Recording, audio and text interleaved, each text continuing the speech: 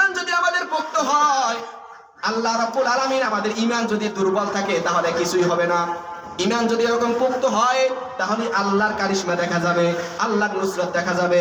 হযরতে মূসা আলাইহিস সালাতু ওয়াস সালাম যখন তার দলবল নিয়ে ওই নীল নদ পাড়ি দিবে, এমন সময় সামনে নদী পড়ে গেছে। সাহাবীরা পাশের থেকে বলে, নবী গো, এখন আর বাঁচার কোনো উপায় নাই, আমাদের মরা ছাড়া আর কোনো উপায় নাই। পিছনে ফেরাউনের দল, সামনে হলো নীল নদ, মাঝখানে আমরা। ওরা যে দলবল নিয়ে আসতেছে, বাঁচার কোনো উপায় নাই।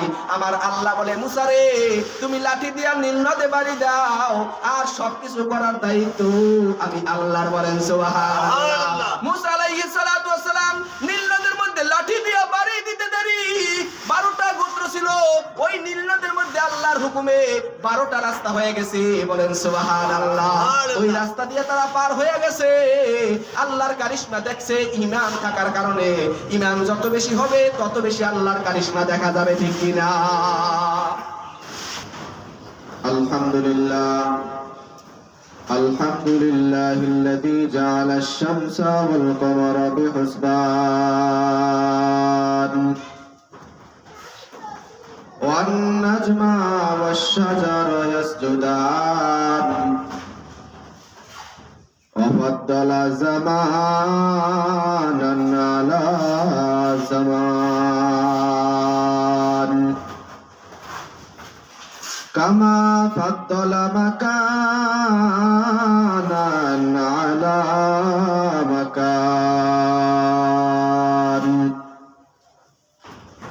ওয়া ইনসানান আলা ইনসান ওয়া নাশহাদু আল্লা ইলাহা ইল্লাল্লাহু ওয়াহদাহু লা শারীকা লাহু ওয়া আশহাদু আন্না মুহাম্মাদান আবদুহু ওয়া রাসূলুহু আরসালা রাসূলাহু বিল হাক্কি বাশীরাও ওয়া নাযীরা وداعيا إلى الله بإذنه وسراجا منيرا أما بعد فأعوذ بالله من الشيطان الرجيم بسم الله الرحمن الرحيم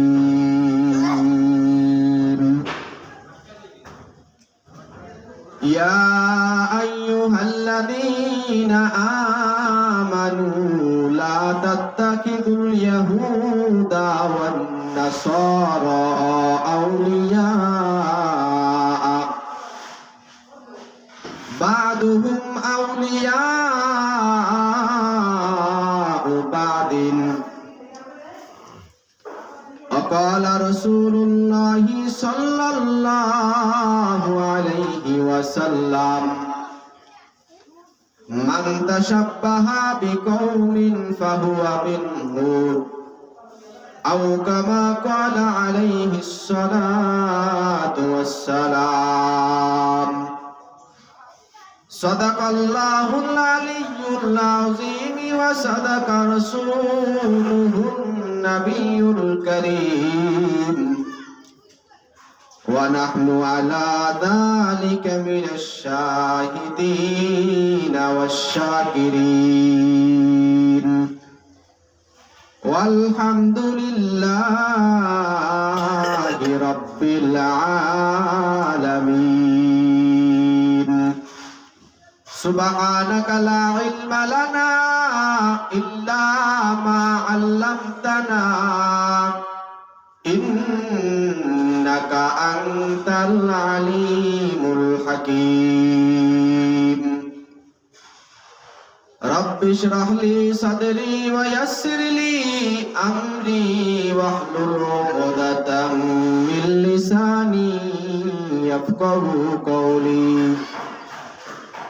ربي زدني علما نافعا فحملا كاملا رزقا حلالا طيبا ربي يسر ولا تؤسر وتمم علينا بالخير لا إله إلا الله لا إله إلا الله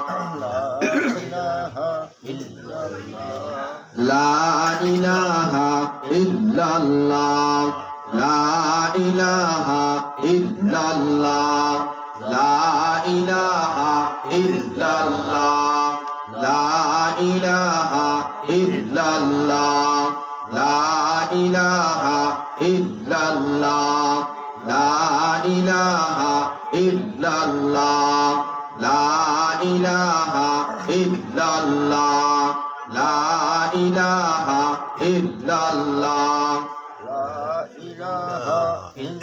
الله لا إله إلا الله محمد رسول الله صلى الله عليه وسلم मोहम्मद ने आकर कुफ्र को मिटाया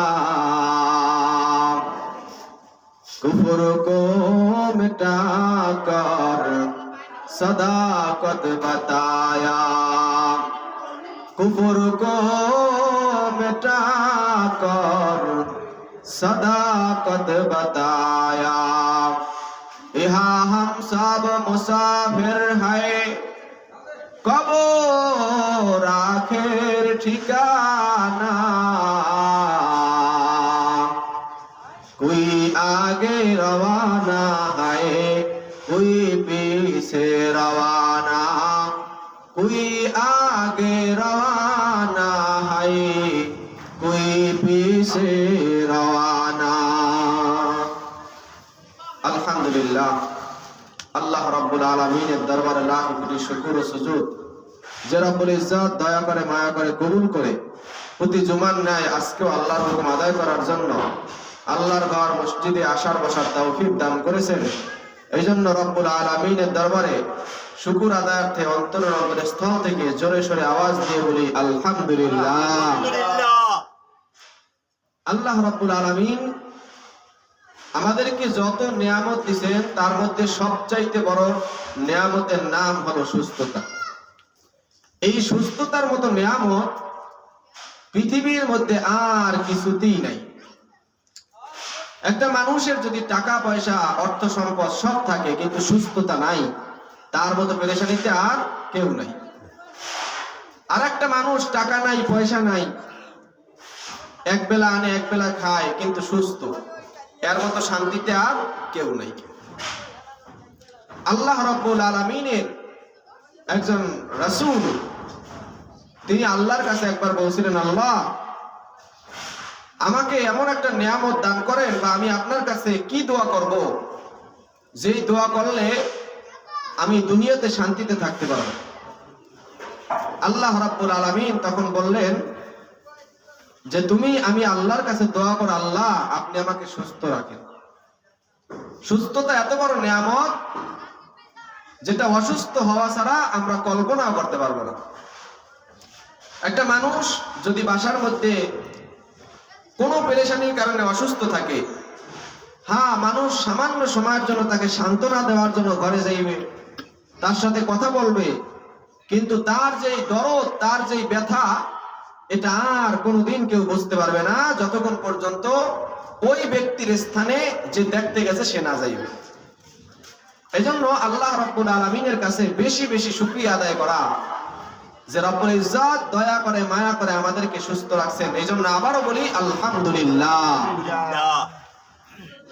আল্লাহ রাব্বুল আলামিন সুস্থ এটা দেওয়ার পরে বান্দা যদি এই নিয়ামতের শুকর আদায় করে যে আল্লাহ তাআলা আমাকে সুস্থ রাখছেন আমাকে ভালো রাখছেন এইজন্য আল্লাহ শুকর আদায় করে আল্লাহ রাব্বুল আলামিন তাকে নিয়ামত আরো বেশি করে বাড়াইয়া দেন বলেন সুবহানাল্লাহ সুবহানাল্লাহ কিন্তু বান্দা যদি আল্লাহর নিয়ামত পাওয়ার পরে শুকরিয়া আদায় না করে আল্লাহ রাব্বুল আলামিনের নাফরমানি করে আল্লাহ তাকে সুস্থ রাখলো ভালো রাখলো সে আল্লাহর কোনো হুকুমই মানে না, আল্লাহর কোনো জিকিরই করে না, আল্লাহর দেওয়া বিধান 5 ওয়াক্ত নামাজ সেটাও সে আদায় করে না, তাহলে এই যে সুস্থ থাকলো কিন্তু আল্লাহ শুকরিয়া আদায় করলো না, আল্লাহ বলেন ওয়ালা ইন কাফারতুম ইন্না আযাবি লাশাদীদ। বান্দা, তোমরা যদি আমি আল্লাহর নিয়ামত পাওয়ার পরে শুকরিয়া আদায় না করো, আমি আল্লাহর আযাব বড় কঠিন। আল্লাহর আযাব কি? বড় কঠিন। আল্লাহ রাব্বুল আলামিন বান্দাদেরকে বড় ছাড় দেন, বড় সুযোগ দেন বান্দা আল্লাহর দিকে ফিরে আসে কিনা। অনেক ভাবে বান্দারা আল্লাহর নাফরমানিতে লিপ্ত। অনেক মানুষ আছে এই শুক্রবার দিন জুমার দিনও নামাজে আসে না, আছে না নাই? কিন্তু আল্লাহ তারে সুস্থ রাখছে, ভালো রাখছে, খানা দানা খাইতেছে, কোনো টেনশন নাই। এটা দেখে আশ্চর্য হওয়ার কিছুই নাই, কারণ আল্লাহ রাব্বুল আলামিন রাসূলের মাধ্যমে জানাই দিয়েছেন আমার বান্দারা যদি কাফের হয়ে যাবে এই ভয় না থাকতো, তাহলে যারা আমি আল্লাহর সাথে শিরিক করে, আমি আল্লাহর বিধানগুলো মানে না, আমি আল্লাহর হুকুমের বিরুদ্ধাচরণ করে, আমি আল্লাহ তাদেরকে সোনার পালঙ্কে ঘুম লওয়াইতাম। কথা বুঝাইতে পারিনি? যারা আল্লাহর নাফরমানি করে, আল্লাহ বলেন আমার যারা ইবাদত করে, যারা আমার হুকুম মেনে চলে, তারা যদি দেখে কাফেরে সোনার পালঙ্কে ঘুমায়, তাইলে তারা কাফের হয়ে যাবে, বলবে যে আল্লাহ ওরা আল্লাহরে মানেই না, হ্যাঁ গো আল্লাহ রাখছে সোনার পালঙ্কে, এর মানে আল্লাহ মনে হয় না মানলেই শান্তি। এই ভয় যদি না থাকতো, এই টেনশন যদি না থাকতো, আমি আল্লাহ যারা আমার নাফরমানি করে তাদেরকে আমি সোনার বিছানায় পালঙ্কের মধ্যে ঘুম লাগাইতাম, আর মরার পরে তাদেরকে এমন শাস্তির সম্মুখীন করতাম যা কেউ কোনোদিন কল্পনাও করে নাই। কিন্তু বান্দারা ঈমান দুর্বল। যদি কোনো কাফের মুশরিককে সে ভালো দেখে, আইসে প্রশ্ন উত্থাপন করে যে হুজুর উনি তো ঠিক মতো নামাজই পড়ে না, তারপরে তো ভালোই আছে, জীবনে দেখলাম না সর্দি জ্বর লাগছে। হুজুর উনি তো পর্দা পুশিদাই করে না, তার মেয়ে ছেলে এদের চেহারা সুরত কত সুন্দর, তাদের ঘরের মধ্যে কোনো অশান্তি নাই, তারা ভালো টাকা ইনকাম করতেছে, খাইতেছে। আল্লাহর রাসূল বলেন ক্বালান নাবিয়্যু সাল্লাল্লাহু আলাইহি ওয়াসাল্লাম আদ-দুনিয়া সিজনুল মুমিন ওয়া জান্নাতুল লিল কাফির। এই দুনিয়াটা হলো যারা আল্লাহর অবাধ্যচরণ করে, আল্লাহর হুকুম মানে না, যারা আল্লাহর হুকুমকে বিদ্যাঙ্গুলি দেখায়, ওই বান্দাদের জন্য এই দুনিয়াটা হলো জান্নাত খানা। যারা আল্লাহর হুকুম মানে না, তারা এই দুনিয়াতে কি থাকবে? শান্তিতে থাকবে, যা মনে চায় তাই করতে পারবে, যা মনে চায় তাই খাইতে পারবে, যেদিকে মনে চায় সেদিকেই যেতে পারবে, যেরকম মনে চায় টাকা ইনকাম করতে পারবে, কোনো বাধা নাই। তাদেরকে অসুস্থতা আল্লাহ দিবেন না, কারণ অসুস্থতা তো দিবেন ওই বান্দাকে যেই বান্দা আল্লাহকে মানে, আল্লাহর হুকুমগুলো ঠিক মতো আদায় করে। ওই বান্দাকে আমার আল্লাহ সবচাইতে বেশি প্রশ্নের, সবচাইতে বেশি মুসিবতের সম্মুখীন করবেন। কারণ এই জমিনের ভিতরে সবচাইতে আল্লাহর নিকটবর্তী ছিলেন নবীগণ, আম্বিয়ায়ে কেরাম। এই আম্বিয়ায়ে কেরাম যে কত মুসিবতে পড়ছে, এখান থেকে বোঝা যায় যারা আল্লাহকে যত বেশি মানবে তারা তত বেশি পেরেশানির মধ্যে পড়ে যাবে। আপনারা যারা জানেন এই জমিনের ভিতরে পৃথিবীর মধ্যে একজন বড় বাদশা ছিল, ওর নাম হলো ফেরাউন। ওই ফেরাউনের জীবনে কোনোদিন সর্দি জ্বর লাগে না, সর্দিও লাগে নাই, অসুস্থতা তো দূরের কথা, কোনোদিন অসুস্থ হয়নি। কিন্তু আমার আপনার নবী মুহাম্মাদুর রাসূলুল্লাহ সাল্লাল্লাহু আলাইহি ওয়াসাল্লাম, আল্লাহর হাবিব, যাকে আল্লাহ হাবিব বলে আখ্যায়িত করেছেন, বলে যে হাবিব গো, আমি আল্লাহকে তো ইব্রাহিম ভালোবাসে এই জন্য খলিলুল্লাহ হয়ে গেছে, কিন্তু আমি আল্লাহ আপনি নবী মুহাম্মদকে ভালোবাসি এই জন্য আপনি আমার হাবিব। এই মদিনার নবী অসুস্থ হয়ে গেছে অনেকদিন যাবত, এক বান্দা তাকে জাদু করছে, জাদুর কারণে রাসূল সাল্লাল্লাহু আলাইহি সাল্লামের এমন অবস্থা হইছে। আল্লাহর রাসূল নামাজ পড়ে আসছেন, নামাজ পড়ে আসার পরে আয়েশা রাদিয়াল্লাহু তাআলা আনহাকে বলে, আয়েশা আমাকে উযুর পানি দাও, মেসওয়াক করার জন্য মেসওয়াক দাও, আমি এখন পর্যন্ত নামাজ পড়ি নাই, নামাজ পড়তে যাইব। আয়েশা সিদ্দিকা রাদিয়াল্লাহু তাআলা আনহা ডাক দিয়ে বলেন, ইয়া রাসূলুল্লাহ, ইয়া হাবিবাল্লাহ, আপনি তো এইমাত্র নামাজ পড়ে আসলেন, আল্লাহর রাসূল বলে আমি ভুলে গেছি। জাদুর প্রক্রিয়ার কারণে মদিনার নবীর দিমাগ বিলুপ্ত হয়ে গেছে। আল্লাহর রাসূল ভুলে গেছেন, নামাজ পড়ছে। মদিনার নবী খানা খেয়ে উঠছেন, একটু বিশ্রাম নিছেন। আয়েশাকে ডাক দিয়ে বলে, আয়েশা আমার পেটে বড় খিদা, খানার কিছু ব্যবস্থা করো। আয়েশা ডাক দিয়ে বলে, ইয়া রাসূলুল্লাহ আপনি তো কিছুক্ষণ আগেই খানা খাইলেন। আল্লাহর রাসূল বলে আমি ভুলে গেছি। আল্লাহর রাসূল জাদুর প্রক্রিয়ার কারণে মদিনার নবী বড় কষ্ট পাইতেছিলেন। আল্লাহর রাসূলকে এক ইহুদি মহিলা দাওয়াত দিছে মুহাম্মদকে পরীক্ষা করার জন্য। একে সত্যি আল্লাহর নবী কিনা একটু পরীক্ষা করতে হবে। দাওয়াত দিয়া খাসির গোশতের সাথে কিছু বিষ মিশ্রণ করে দিছে। মদিনার নবীর সাথে তার একজন সাহাবী ও রাসূলের সাথে দাওয়াতে গেলেন। আল্লাহর রাসূলের ওই সাহাবী ওই গোশতের টুকরা মুখে দেওয়ার সাথে সাথে মাটিতে লুটাইয়া দুনিয়া থেকে বিদায় নিয়ে গেলেন। মদিনার নবী মুখে দিছে, এমন সময় জিবরাইল কয়, রাসূল ওই গোশতের টুকরা আপনি গিলবেন না, কারণ ওই গোশতের টুকরার মধ্যে বিষ মিশানো। মদিনার নবী মুখের থেকে থুতু ফালাইয়া গোশতের টুকরাও ফেলে দিছে। কিন্তু আল্লাহর রাসূল শেষ জমানায় যখন মদিনার নবীর চুল মোবারক পেকে গেছে, আল্লাহর রাসূল বলেন আমি ওই যে অনেক বছর আগে গোশত খাইছিলাম, বিষ মিশ্রিত গোশত, ওই গোশতের প্রক্রিয়া কষ্ট আমার শরীরের মধ্যে এখনো বিদ্যমান। নবীরে কষ্ট পাইছে কি পাইছে না? অসুস্থ হয়েছে কি হয়েছে না?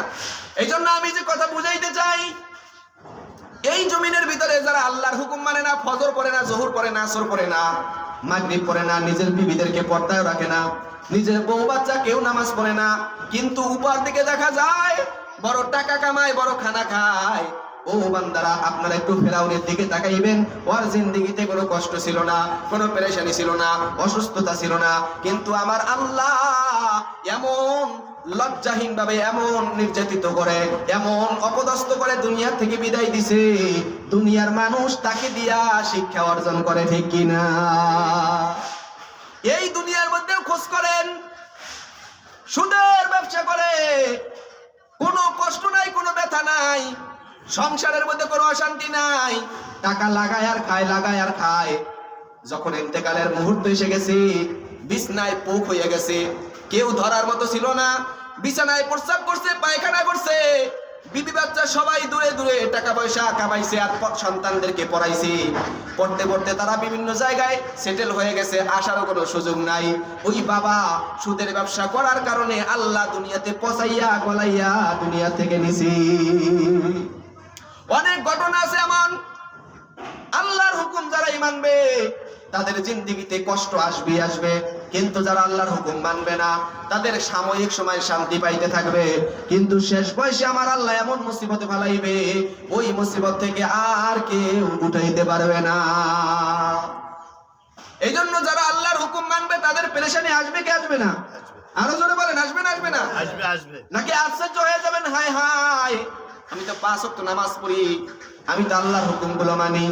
মা বোনেরা মনে করতে পারে আমি তো পর্দা করি, আমি তো মাথার কাপড় কোনোদিন ফালাইয়া রাস্তায় উঠি না, কোনোদিন মানুষকে গালিগালাজও করি না, কোনো মানুষের গীবত শিকায়ত বলি না, তারপরও আল্লাহ আমার কেন মেয়েটাকে অসুস্থতা দিল, আমার ছেলেটাকে কেন অসুস্থতা দিল? ও পর্দার অন্তরালের মা, আপনি একটু ফেরাউনের দিকে তাকান, আপনি একটু নমরুদের দিকে তাকান, এই দুনিয়ার মধ্যে যত জালেম বাচ্চা আছে তাদের দিকে একটু তাকান। যারা আল্লাহর নাফরমানি করছে কিন্তু বড় শান্তিতে জীবন যাপন করছে, কিন্তু যারাই আল্লাহর হুকুম ঠিক মতো মানছে, আমার আল্লাহ বলে ওই বান্দাদেরকে আমি পরীক্ষা করব। وَلَنَبْلُوَنَّكُمْ بِشَيْءٍ مِّنَ الْخَوْفِ وَالْجُوعِ وَنَقْصٍ مِّنَ الْأَمْوَالِ وَالْأَنفُسِ وَالثَّمَرَاتِ وَبَشِّرِ الصَّابِرِينَ। আল্লাহ বলেন যেই বান্দারা আমি আল্লাহকে মেনে নিবে, আমি আল্লাহর হুকুমগুলো ঠিকমতো আদায় করবে, 5 ওয়াক্ত নামাজ পড়বে, পর্দা পুশিদায় চলবে, দান খয়রাত করবে, আমি আল্লাহ তাদেরকে ভয় দেখাইব, তাদেরকে ভয় দেখাইব ক্ষুধার দ্বারা, তাদেরকে ভয় দেখাইব সন্তান দুনিয়া থেকে নিয়ে যাওয়ার দ্বারা, তাদেরকে ভয় দেখাইব সম্পদ নষ্ট করার দ্বারা, কিন্তু টেনশন করবা না। ওয়াবাশশিরিস সাবিরিন, যারা ধৈর্য ধরবে তারাই সফল কাম হয়ে যাবে। আল্লাহ রাব্বুল আলামিন শুধু বান্দাদের কাছে চায় ধৈর্য। মদিনার নবীকে এত কষ্ট দিছে, আল্লাহর রাসূল একটা বারও ধৈর্যের বাঁধ ভাঙেন নাই। তাইফের ময়দানে মদিনার নবী দাওয়াত দেওয়ার জন্য যায়, তায়েফের ময়দানে দাওয়াতের কথাগুলো ছাড়তে দেরি, তায়েফবাসী আল্লাহর রাসূলকে প্রহার করতে 1 সেকেন্ড দেরি করে নাই। কেমন প্রহার করছে? একজন তো ডাক দিয়ে বলল, এ মুহাম্মদ, তোমাকে কি আল্লাহ নবী হিসেবে পাইছে? আর জমিনের ভিতরে কি কেউ আসিল না যাকে নবী হিসেবে পাঠাইব? অথচ মদিনার নবীর ব্যাপারে সমস্ত মানুষ একমত হইয়া বলছে মুহাম্মদ হলো আল আমিন। এর থেকে সুন্দর আর ভালো মানুষ ওই মক্কা নগরীতে কেউ ছিল না। এই যখন তায়েফে দাওয়াত নিয়ে গেছে, তায়েফবাসী ডাক দিয়ে বলে, এ মুহাম্মদ, তোমাকে কি আল্লাহ নবী হিসেবে পাইলো? আর কাউরে কি পাইলো না? নবী সাল্লাল্লাহু আলাইহি ওয়াসাল্লাম তার ধৈর্যের বাঁধ ভাঙ্গেন নাই। তিনি বুঝছেন এটা আল্লাহ তাআলার পক্ষ থেকে আমার প্রতি একটা পরীক্ষা। দ্বিতীয় ব্যক্তির কাছে দাওয়াত পৌঁছানোর জন্য গেলেন। দ্বিতীয় ব্যক্তি একই কথা, ও মুহাম্মদ, তুমি যদি সত্যবাদী হও তোমার কথা না মানলে বড় জাহান্নামে যেতে হবে, আর তুমি যদি মিথ্যাবাদী হও তোমার মতো মিথ্যাবাদীর সাথে কথা বলতে আমি প্রস্তুত না। বলেন নাউজুবিল্লাহ। দুই ব্যক্তি দুই রকমের কথা বলে। মদিনার নবীর দিলটাকে চুরমার করে দিল, ভেঙে চুরমার হয়ে গেছে। আল্লাহর রাসূল সাল্লাল্লাহু আলাইহি সাল্লাম তারপরও তার ধৈর্যের বাঁধ ভাঙেন নাই। মদিনার নবী সামনে আগাইতেছে, ওই 3 ব্যক্তির দাওয়াত তো কবুল করলই না। তারা রাসূল সাল্লাল্লাহু আলাইহি সাল্লামকে বলল, আপনি এখান থেকে চলে যান, যেথায় ইচ্ছা আপনার সেথায় আপনি চলে যান। মদিনার নবী অন্য এলাকায় দাওয়াত দেওয়ার জন্য সামনে আগাইতে লাগলেন। ওই 3 ব্যক্তির নেতা 3 জন, তারা এলাকার যুবক সম্প্রদায়কে পিছনে লিলিয়ে দিল। আল্লাহর রাসূলের পিছনে লিলাইয়া দিছে, বলে যে এই মুহাম্মদ পাগল, এই পাগলরে তোমরা সবাই মারো। মদিনার নবীর গায়ের উপরে ওই পাগল বলে যুবক বৃদ্ধ সবাই মিলে রাসূল সাল্লাল্লাহু আলাইহি ওয়াসাল্লামের গায়ে কঙ্কর আর পাথর নিক্ষেপ করতে লাগলো। মদিনার নবী সাল্লাল্লাহু আলাইহি ওয়াসাল্লাম বড় আশ্চর্য হয়ে গেলেন। আল্লাহর দরবারে হাত উঠে কান্দে, আল্লাহ গো, এমন এক সম্প্রদায়ের কাছে আমাকে পাঠাইছেন যেই সম্প্রদায় আমি নবীকে চেনে না। আপনি কি আমার প্রতি রাজি না? ও আল্লাহ, আপনি কি আমার প্রতি অসন্তুষ্ট হয়ে গেছেন যেই জন্য আমাকে এই সম্প্রদায়ের কাছে পাঠাইছেন? আমার আল্লাহ রব্বুল আলামিনের রহমতের জোশ এসে গেছে।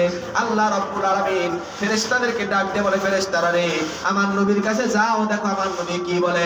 পাহাড়ের ফেরেশতা সহ জিবরাইল আলাইহিস সালাতু ওয়াস সালাম মদিনার নবীর দরবারে হাজির হয়ে গেছে।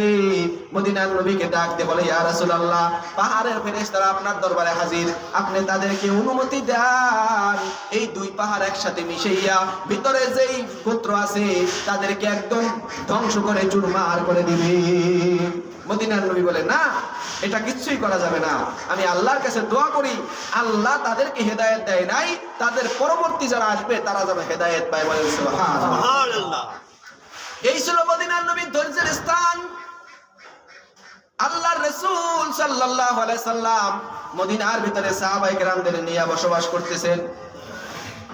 মদিনার মধ্যে কিছু ইহুদি বসবাস করত। তাদেরকে রাসূল সাল্লাল্লাহু আলাইহি সাল্লাম বললেন, তোমরা এখানেই থাকবা, তোমাদের জানমালের হেফাজত আমি মুহাম্মদ নিলাম।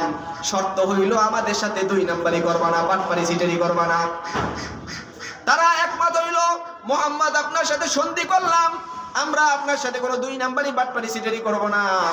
কিন্তু রাসূল সাল্লাল্লাহু আলাইহি সাল্লামের সাথে তারা গোপনে গোপনে মক্কার কাফেরদের সাথে চুক্তি করলো, তোমরাও মদিনার বাহির থেকে আক্রমণ করবা, আর আমরা মদিনার ভিতর থেকে মুহাম্মদকে উৎখাত করার জন্য আক্রমণ করব। বলেন নাউজুবিল্লাহ। মদিনার নবীকে এই খবর আল্লাহ রাব্বুল আলামিন জিবরাইলের মাধ্যমে জানাই দিয়েছে। মদিনার নবী ওই কাফের বেঈমানদেরকে আর ইহুদির দালালদেরকে মদিনা থেকে বহিষ্কার করে দিয়েছেন।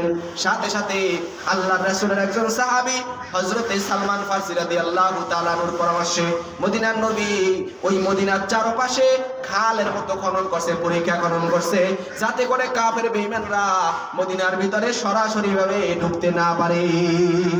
এই সময় মদিনার নবী হযরতে মুহাম্মদ মুস্তাফা সাল্লাল্লাহু আলাইহি ওয়াসাল্লাম তার পেট মোবারকে খিদার তাড়নায় পাথর পর্যন্ত বেঁধেছিলেন। নবী তার কি খানার অভাব? ওই কথা বলে না, নবীর খানার অভাব আছে? টাকা পয়সার অভাব আছে? আমার আল্লাহ একবার ডাক দিয়ে বলে, মুহাম্মদ ও আমার হাবিব, আপনি যদি বলেন এই যে উহুদ পাহাড় দেখতেছেন এই উহুদ পাহাড়টাকে আমি আপনার জন্য স্বর্ণে পরিণত করে দিব। এই যে পাহাড়টা দেখতেছেন, এই পাহাড়টাকে আমি রূপায় পরিণত করে দিব। আপনি যদি চান মক্কার মাটিগুলোকে আমি স্বর্ণে পরিণত করে দিব গো নবী, আপনি শুধু একবার বলেন আল্লাহ দেন, আমি দিতে 1 সেকেন্ড দেরি করব না। মদিনার নবী বলেন না না ওগো আল্লাহ, আমি এটা চাই না, আমি চাই মিসকিন হয়ে বাঁচতে। একদিন ভালো খাইব, যেই দিন ভালো খাইব আপনার শুকরিয়া আদায় করব, আর একদিন খারাপ খাইব, যেই দিন খারাপ খাইব আপনার কাছে আমি ধৈর্যের একটা প্রমাণ দেখাইব। বলেন সুবহানাল্লাহ।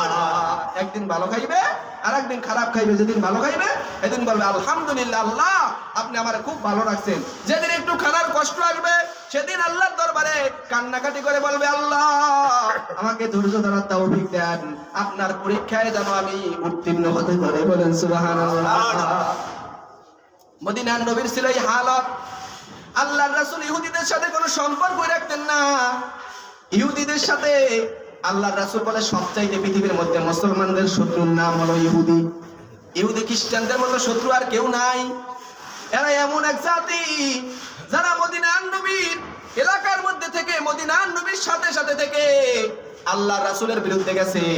আপনারা জানেন রইসুল মুনাফিকিন, মুনাফিকদের মাথা সর্দার আব্দুল্লাহ ইবনে উবাই আল্লাহর রাসূলের দরবারে বয়ান শুনতো। বয়ান শোনার পর বাহিরে যাইয়া কিছু সাথীদের সাথে বলতো মুহাম্মাদের এই কথাটা ঠিক হয় নাই। এই কথা বলার সাথে সাথে দুইজন তার সাথে নিয়োগ হইতো, ঠিকই বলছে মুহাম্মাদের কথা ঠিক হয় নাই। এই যে আব্দুল্লাহ ইবনে উবাই এ হলো মুনাফিকদের সবচাইতে বড় সর্দার, আর এ হলো ইহুদিদের দালাল। এই মুহাম্মাদের কাছে বৈশা তাদের সব পরামর্শ শুনে কাফেরদের কাছে বলে দিত। এবং একবার উহুদের যুদ্ধের সময় রাসূল সাল্লাল্লাহু আলাইহি সাল্লাম সাহাবীদের নিয়ে যুদ্ধে যাইতেছেন, এমন সময় আব্দুল্লাহ ইবনে উবাই ডাক দিয়ে বলে কাফেররা আইতেছে 1000 আর আপনি লইয়ে দিতেন 313 জন, পাগলামি লইছেন একটা, কি সম্ভব? এইটা স্পষ্ট আল্লাহর রাসূলের কাছে বলছে। যখন এই কথা বলছে সাধারণ ঈমানওয়ালারাও বলে ঠিকই তো, আব্দুল্লাহ ইবনে উবাইয়ের কথা তো ঠিকই। মসজিদের টাকা নাই 1 লাখ, তারা ছাদ ধরে, কথা বলেন নাই? মসজিদে ছাদ না, টাকা নাই 1 লাখ অ্যামাউন্টে তারা ছাদ ধরছে। এরকম কিছু মুনাফিক আছে না? আশ্চর্য হয়ে যায়, টেনশনে পড়ে যায়, কি কয় এগুলো? ছাদ করবে কেমনে, মসজিদে ঠাই করবে কেমনে, টাকা নাই। এই উবাইয়ের মার্কা মানুষ হইয়েন না, খুশি হন, আল্লাহর কাছে দোয়া করেন, ঠিক কি না? আল্লাহর কাছে বেশি বেশি দোয়া চালাইতে হবে। আব্দুল্লাহ ইবনে উবাই ডাক দিয়ে বলে এই মুহাম্মদ পাগল হয়ে গেছে। কেয়া?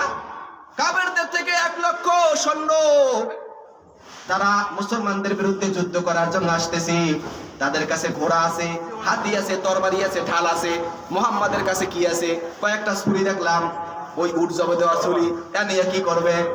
আল্লাহর রাসূল সাল্লাল্লাহু আলাইহি সাল্লামের মজলিসে যখন এই আব্দুল্লাহ ইবনে উবাই কথাগুলো বলল, কিছু সাহাবী যাদের ঈমান দুর্বল তারাও তার সাথে মিশে গেল। কিছু সংখ্যা মিলে আস্তে করে রাসূলের থেকে তারা দূরে সরে এসে বলল। মদিনার নবী অল্প সংখ্যক সাহাবী নিয়া আল্লাহর উপর ভরসা করে আল্লাহর মহব্বত নিয়ে সামনে আগাইতেছে। আল্লাহ রাব্বুল আলামিন বলেন ওগো নবী আপনি ভয় পাইয়েন না, ইন্নাল্লাহা মাই, আল্লাহ আপনাদের সাথে আছে। বলেন সুবহানাল্লাহ। আল্লাহর রাসূল সাল্লাল্লাহু আলাইহি সাল্লাম কাফের বেঈমানদের সাথে যুদ্ধ করার জন্য যাইতেছে। এদিকে সাহাবায়ে কেরাম বলে যখন যুদ্ধ শুরু হয়ে গেছে আমরা দেখলাম কিছু সাদা পাগড়ি বান্দার জুব্বা গায়ে দেওয়া মানুষ আমাদের পক্ষ হয়ে কাফের বেঈমানদের বিরুদ্ধে এমন ভাবে যুদ্ধ করতেছে, এক একটার কল্লার উপর তরবারি দিয়ে আঘাত করে আর কল্লা দ্বিখণ্ডিত হয়ে যায়। বলেন সুবহানাল্লাহ। আল্লাহ ব্যবস্থা করতে পারে কি পারে না? পারে।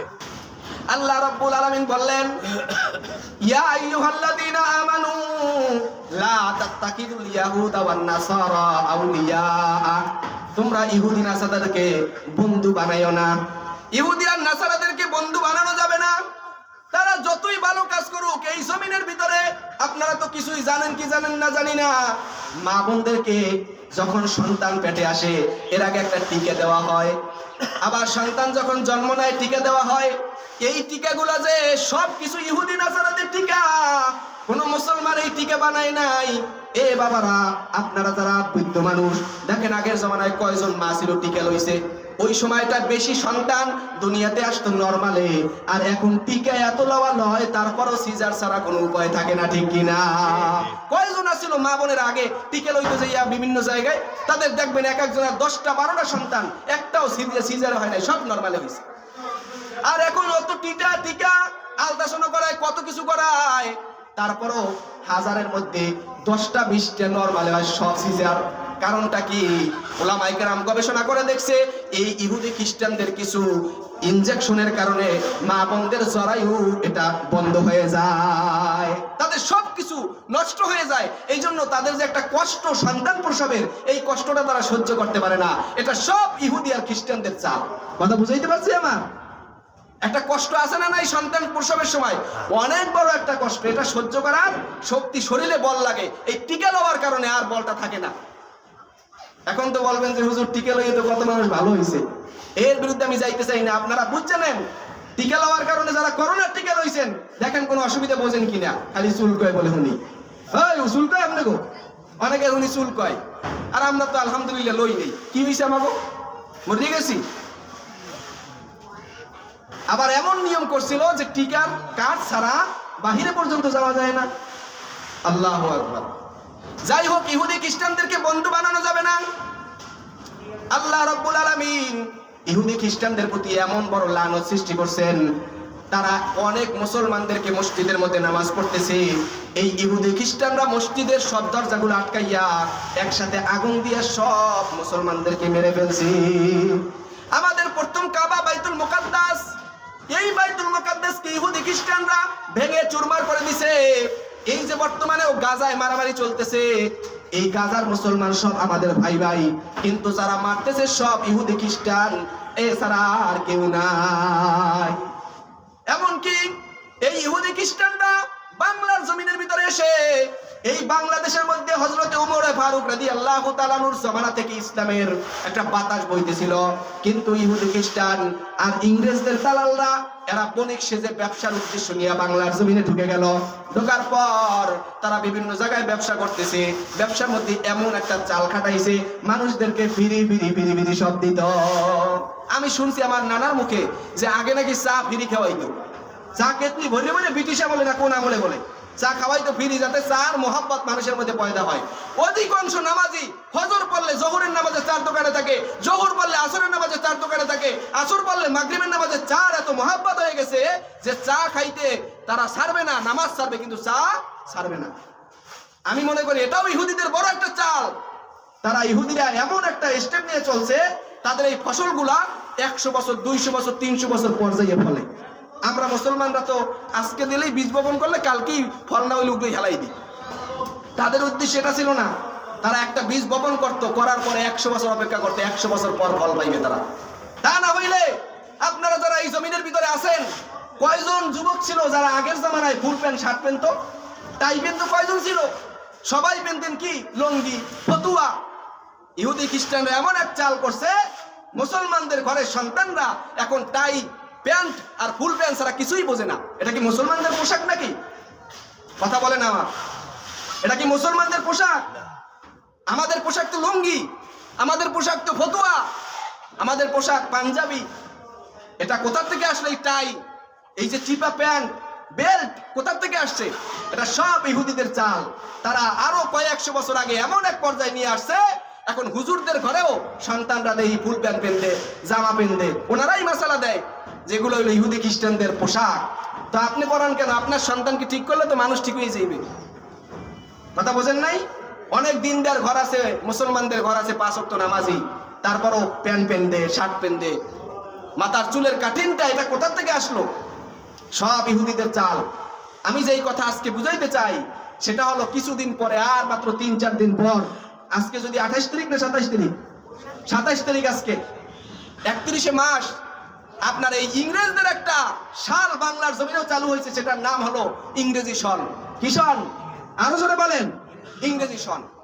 এই সন, এটা কাদের সন বলেন? ইহুদি খ্রিস্টানদের সন। মুসলমানদের নাকি? আমার ঈদ ইংরেজি মাসে হয়। ওই কথা বলেন আমার সাথে। আমাকে ঈদ কি ইংরেজি মাসে হয়? জানুয়ারি মাসের 5 তারিখ ঈদ ওই ভাইয়া কয়। আমাদের কোরবানি কি ইংরেজি মাসে হয়? আমাদের এই হজ, আমাদের যাকাত, আমাদের যত কার্যক্রম আছে সব কি ইংরেজি ভাষায় হয়? কিছু না। শুধু আন্তর্জাতিক মহলে ইহুদি খ্রিস্টানদের সাথে যেই সংযুক্ত করবেন, যেই ব্যবসা বাণিজ্য করবেন, সেটাই একমাত্র ইংরেজি মাসের মাধ্যমে হয়, আর কিছু মাধ্যমে হয় না। আমার দেশের মানুষ যারা ধান চাষ করে বাংলা মাসে, কি মাসে?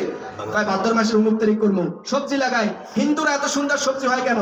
তারা বাংলা মাসটা সুন্দর মতো মনে রাখে। এই মাসে সবজি লাগাইলে এই হইবে। তারা এই যে কয়েকদিন পরে আমাবস্যা লাগবে, এটা কি ইংলিশ মাস করে হিসাব করে? এরা বাংলা মাস হিসাব করে। বাংলা মাস আমার মাস, আরবি মাস আমার মাস, এই ইংরেজ মাস এটা মুসলমানদের কোনো মাস না। এই মাসকে নিয়ে যারা উৎসব প্রকাশ করবে, এই মাসকে নিয়ে যারা আনন্দ ফুর্তি করবে, তারা ইহুদিদের দালাল, তারা খ্রিস্টানদের দালাল, ঠিক কিনা? আরো যারা বলেন ঠিক কিনা? মুসলমানদের কোনো মজা এখানে নাই। মুসলমানরা এমন হইছে হিন্দুকে পূজায় যাইও নাচে, মুসলমানরা এমন হইছে হিন্দুদের বিয়ায় যাইও নাচে, খ্রিস্টানদের সেই বড়দিনে যাইও নাচে।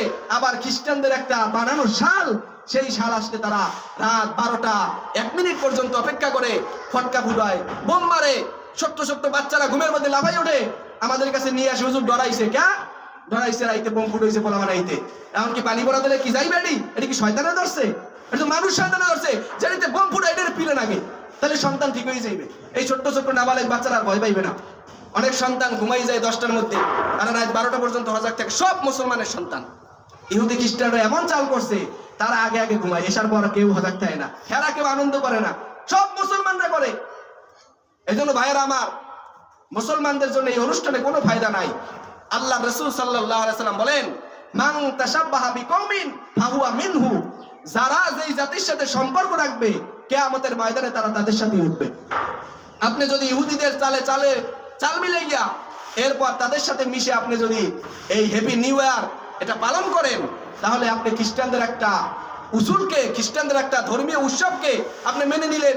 এটা মানা মানে খ্রিস্টানদেরকে মানা। কোন মুসলমান আসছে আজকে পর্যন্ত? জুমার দিন এত সপ্তাহ বয়ান করি, এতদিন বয়ান করি, কোন হিন্দু আসছে আমাদের বয়ান শোনার জন্য? কোন খ্রিস্টান আসছে বয়ান শোনার জন্য? ঈদের দিন আমরা চাঁদ দেখে আনন্দ প্রকাশ করি, কোন হিন্দু আমাদের সাথে আগুন জ্বালাইয়া মিছিল করছে? কোন হিন্দু আমাদের সাথে মজা করছে? কই? আপনি কেন করেন? সবে বরাত যেদিন আসবে, হাল্লান রুটি খাই, হিন্দুদের দাওয়াত দিলে আসবে নাকি? কোন খ্রিস্টানদেরকে দাওয়াত দিলে আসবে নাকি? তারা আমাদের সাথে দেখি গোসল করে মসজিদে আসে নাকি? তো আপনি কেন তাদের সাথে যাইবেন? কথা বোঝেন নাই আমার? যার যার ধর্ম শেষে পালন করবে। আমি কারো বিরুদ্ধে বলতেছি না, আমি আমার মুসলমান ভাইদেরকে সতর্ক করতেছি।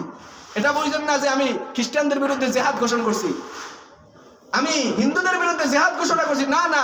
আমি আমার কষ্টে বুকটা ফেটে যেতেছে যে আমার মুসলমান ভাই হিন্দুদের আকলিকিত হইতেছে, আমার মুসলমান ভাই খ্রিস্টানদের তাদের আকীদার মধ্যে আকীদাবদ্ধ হইতেছে।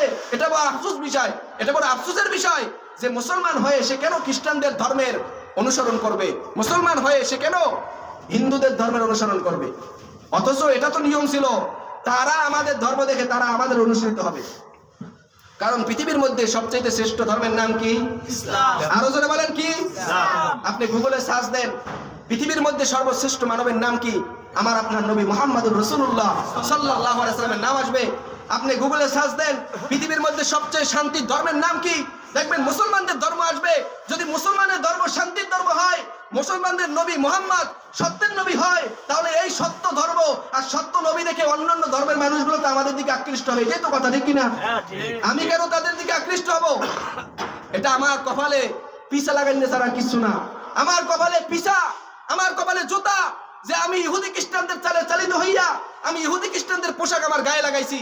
আমার কপালে বড় দুঃখ, আমার কপালে বড় বদনসিব যে আমি ইহুদি খ্রিস্টানদের বিভিন্ন পোশাক, বিভিন্ন জুতা, বিভিন্ন কাটিং চুলের, এমনকি এমন একটা স্টেপে পড়ছে যে মুসলমানরা খ্রিস্টানদের রোনালদো, মেসি, রোনালদো, এরপর আরো কয়েকটা খেলোয়াড়ের নাম, এদের কাটিং দিয়া মুসলমানরাও কাটিং দেয়। এই সবগুলা খ্রিস্টান। এই খ্রিস্টানদের চাল আপনি যে চালতেছেন, আপনি কি জান্নাতে যাইবেন এই মনে করছেন? আপনার কি জান্নাত সহজ? আপনার আখলাক ঠিক করেন, আপনার আমল ঠিক করেন, অল্প আমল করেন, কিন্তু মুসলমান দেখলে জানি বোঝা যায়। অনেক আল্লাহর বান্দার আছে 5 ওয়াক্ত নামাজি, কিন্তু দেখলে মুসলমান মনে হয় না। সালাম যদি দ্বিধাবোধ লাগে, হায় হায় ইনি কি মুসলমান নাকি অন্য ধর্মের অনুসারী? আমার চেহারা দেখলে যেন মনে হয় আমি মুসলমান, আমার ইন্তেকালের পরে যেন আমাকে ল্যাংদা করতে না হয় আমি মুসলমান কিনা। আমার চেহারা দেখলেই যেন বোঝা যায় না এরা মুসলমানের ঘরের সন্তান। পোশাক আশাক দেখলে মুসলমান বোঝা যায় কি যায় না? যদি পোশাক দেখে আপনি বোঝেন মুসলমান না, তখন আপনাকে ল্যাংদা করতে হবে মুসলমানি হয়েছে কিনা। যদি দেখে মুসলমানি, তাহলে বুঝবে মুসলমান। আপনার চেহারা এমন থাকা যাবে না যেটা দেখলেই বোঝা যায় যে এরা মুসলমান কিনা, টেনশনে পড়তে হয়। এই জন্য ভাইয়েরা আমার, বড় দুঃখ নিয়ে কথাগুলো বললাম। আপনাদের এই দেশে চলে কিনা আমি জানি না। ঢাকায় থাকছি, ঘুমানোর সুযোগ নাই। হ্যাপি নিউ ইয়ারে ঘুমানোর সুযোগ নাই। মুসলমান, হিন্দু, বৌদ্ধ, খ্রিস্টান এরা কি করে জানি না। আমার মুসলমান ঘরের যুবক ভাইরা ওই রাত্রে কত যে জেনা, কত যে অন্যায় অপরাধ, কত যে খারাপ কাজ করে, তারা বিভিন্ন দিন যা না করে ওই দিনকে তারা উৎসবের একটা মাধ্যম বানাই দিছে। জীবনে যে মদ না খাইছে ওই দিন এসে একটু মজা করে বন্ধুদের সাথে কি এনজয় করে, বলে যে জীবনে খাই নাই আজকে মদ খাইলাম। জীবনে যে গাঁজা খাই নাই সে ওই দিন গাঁজা উৎপাদন করে। জীবনে যে মেয়েদের গায়ে হাত দেয় নাই ওই দিন প্রেমিকাকে সে প্রপোজ করে, আজকে হ্যাপি নিউ ইয়ারের দিন, আজকে তোমার সাথে আমার সাথে হারাম রিলেশনের সম্পর্ক শুরু হলো, আমি তোমার সাথে আজকে থেকে সম্পর্ক করলাম, যতদিন বাঁচবো জেনা করে বেঈমান হয়ে ঈমান হারা হয়ে আমি কবরে যাইব, এই প্রতিজ্ঞা করে ওই দিন। অথচ আমাদের কি ছিল উচিত? আমাদের উচিত ছিল এই একটা বছর চলে গেছে, আল্লাহর কত নাফরমানি আমার দ্বারা হয়েছে, কত নামাজ ছাড়ছি, আল্লাহ আমার যে আর একটা বছর দিতেছেন, 24 সাল চলে গেছে, 25 সাল যে আমার দিছেন, আল্লাহ শুকুর আলহামদুলিল্লাহ। একটু উঠে আল্লাহর কাছে কান্নাকাটি করা, মাওলা 24 সালে তো অনেক গুনাহ করছি, অনেক নামাজ ছাড়ছি, অনেক অন্যায় অপরাধ করছি, মেহেরবানি করে মাফ করে দেন।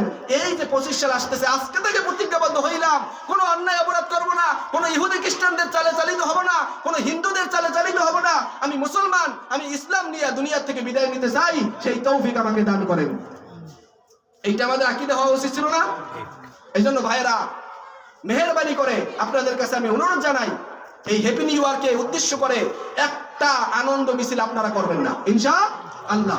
কোন মুসলমান ভাই আপনার সন্তান যদি করতে চায়, না আজকে না কালকে, আজকে কোনো কিছু নাই, কালকে তুমি করবা, কালকে যা লাগে তোমার সব কিনে দেব, আজকের জন্য অপেক্ষা করো। কারণ অনেক মুসলমানের সন্তান তো হিন্দুদের পূজায় সন্তানকে পাঠাই যে যা ঘুরতে মজাও খাইয়ে টাকাও দিয়ে দেয়। এটা আপনি কি শিখাইলেন? কিছুদিন পর হয়তো তার কাছে ভালো লাগতেই পারে, মানুষের জেহেন কোন দিকে যায় বলা যায় না, তার ওই মূর্তিগুলো দেখে ভালো লাগছে, তাদের আচার আচরণ দেখে ভালো লাগছে, আস্তে করে এসে বলল আব্বা আমি আর মুসলমানে থাকতে রাজি না, আমি হিন্দু হয়ে যাবো। কি করবেন আপনি? কিয়ামতের ময়দানে আল্লাহ জিগাইবে আপনারে, আলা কুল্লুকুম রাইন ওয়া কুল্লুকুম মাসউলুন আন রাইয়াতিহি। প্রত্যেকে দায়িত্বশীল, প্রত্যেকের দায়িত্ব সম্পর্কে আল্লাহ কিয়ামতের ময়দানে প্রত্যেককে জিজ্ঞেস করবেন। আপনি যে সন্তানকে এই হ্যাপি নিউ ইয়ারে মজা করে পাঠাই দিতেছেন, পটকা ফুটানোর টাকা দিতেছেন, বিভিন্ন ধরনের সরঞ্জাম কেনার জন্য টাকা দিতেছেন, এই সন্তান যদি খ্রিস্টানদের চালে চালিত হইয়া মজা পাইয়া খ্রিস্টান হইয়া যায়, কি করবেন আপনি? তখন কিন্তু বেঈমান হওয়া ছাড়া আর কোনো উপায় থাকবে না। এজন্য নিজেও ঠিক হয়ে যাবেন, সন্তানদেরকে একটু কন্ট্রোলে রাখার চেষ্টা করবেন, আল্লাহর হুকুম মেনে ইসলাম তরিকা অনুযায়ী দুনিয়া থেকে বিদায় নেওয়ার জন্য আল্লাহর কাছে দোয়া করবেন। আর সব সময় আল্লাহর কাছে দোয়া করবেন, আল্লাহ ঈমানের সাথে সুস্থতার সাথে আল্লাহ আমাকে দুনিয়া থেকে বিদায় নেওয়ার তৌফিক দান করেন। বলেন আমিন। ওয়া আখিরু দাওয়ানা আনিল হামদুলিল্লাহি রাব্বিল আলামিন।